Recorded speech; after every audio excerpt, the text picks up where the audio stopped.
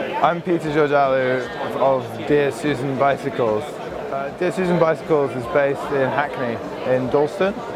I've been running Dear Susan Bicycles unofficially for 28 years now. Officially, probably about 2 years now. During the unofficial time, I was mostly going to school, riding my bike, making sculptures. It's part of the learning curve. I've more or less been a cyclist all my life. I guess I got really into it when I was like 11. And I really wanted to go to the school that I went to because I had a mountain biking club. And then when I got into the school, my parents bought me a mountain bike. But then the school kind of sucked, so they got rid of all the trails in the local woods because they said mountain biking was dangerous. And I didn't really ride until I was like 18 and I left school. And then I started racing. I officially decided I was going to start Dear Susan Bicycles when I left the Royal College and had no prospects for employment, but a lot of skills. I think the bikes that I have on my stand reflect my cycling experience in that bikes are meant to be fun, and if they're not fun, then there's kind of no point. I mean, every time I've spent a lot of time cycling, it has always just been really fun. So I guess the bike right here that I've been building for a while kind of goes back to that being 11 and having like your first good mountain bike. In the geometry is like kind of similar, and it's just a scaled up bike with a scaled up kit on it. So it's all kind of proportionally the same. So it's got, I guess the first thing people notice are, it's got a mono blade on the front and a mono stair on the rear.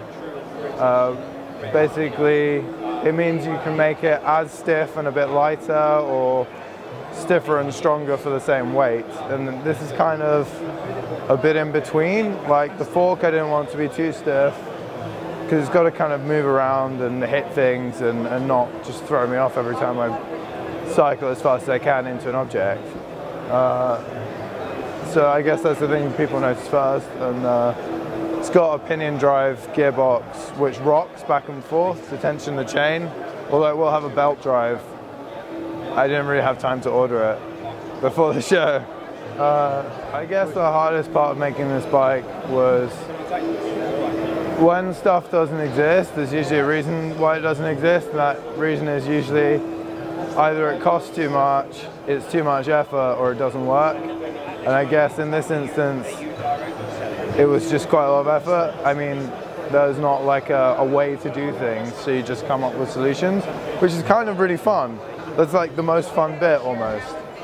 But yeah, I guess I got some help with the machining for the axle for the mono blade at the rear, just because I'd not done it before and I didn't really know what I was doing. So that was kind of a collaborative little design on that axle.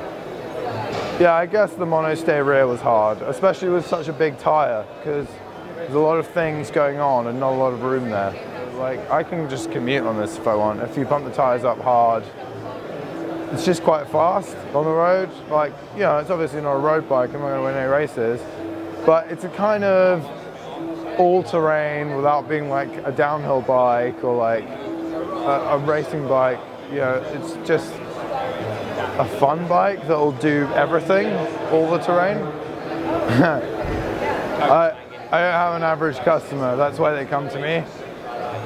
I mean, you know, if there was an average customer, I'd say unless you're like 7 feet tall or 4 feet tall, go buy a Specialized tarmac. Like, it's a really great bike.